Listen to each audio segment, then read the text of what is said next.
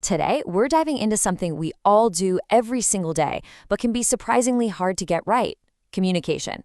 It's literally the foundation of, well, everything. So we're going to break down why it can feel so tricky, and more importantly, how you can start getting better at it.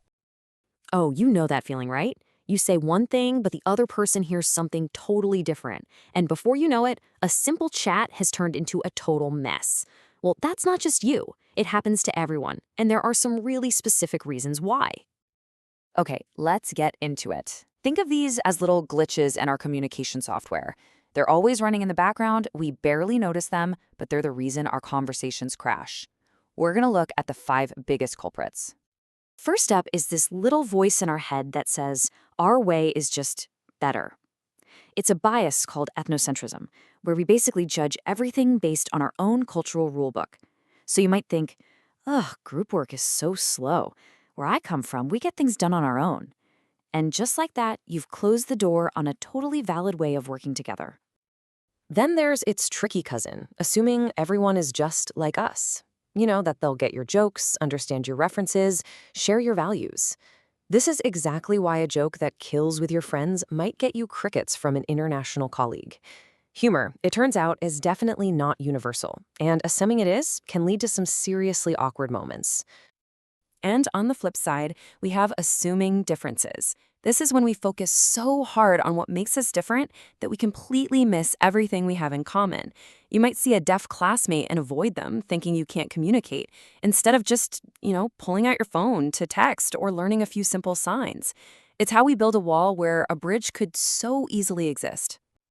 And then, of course, we've got stereotypes. This is our brain taking a lazy shortcut. We take one tiny piece of info about one person and then apply it to an entire group. You've heard this a million times, right? Oh, all engineers are bad presenters.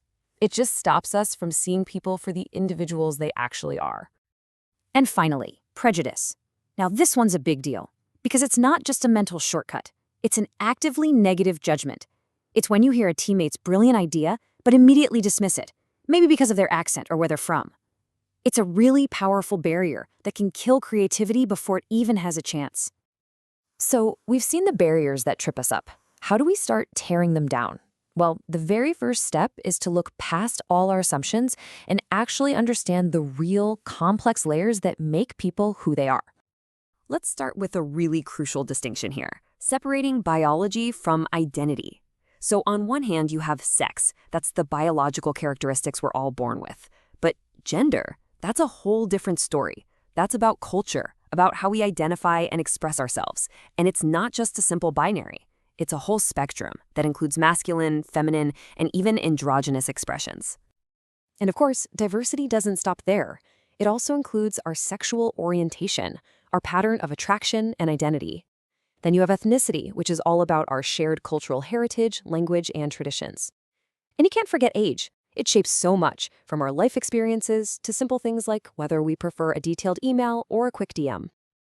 Okay, so understanding identity is a huge piece of the puzzle. But there's another invisible layer we have to talk about: the unwritten rules of culture.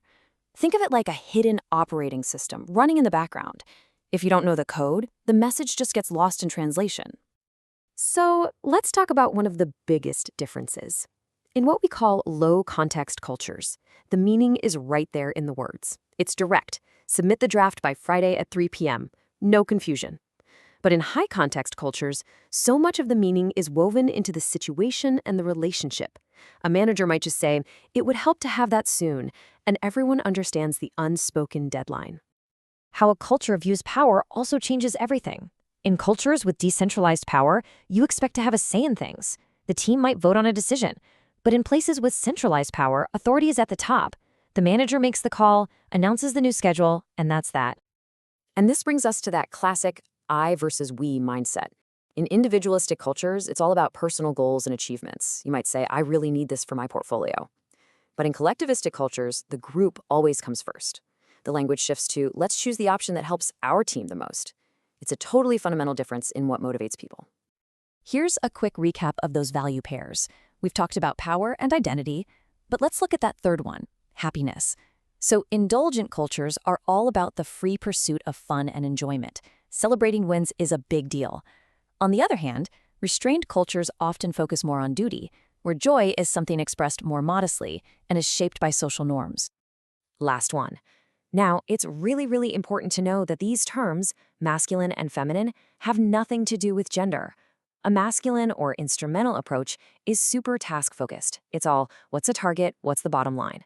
A feminine or expressive style is more about the relationships. Before we start, how is everyone feeling? The most flexible communicators can actually blend both styles depending on the situation. All right, we've identified the barriers, we've decoded the unwritten rules.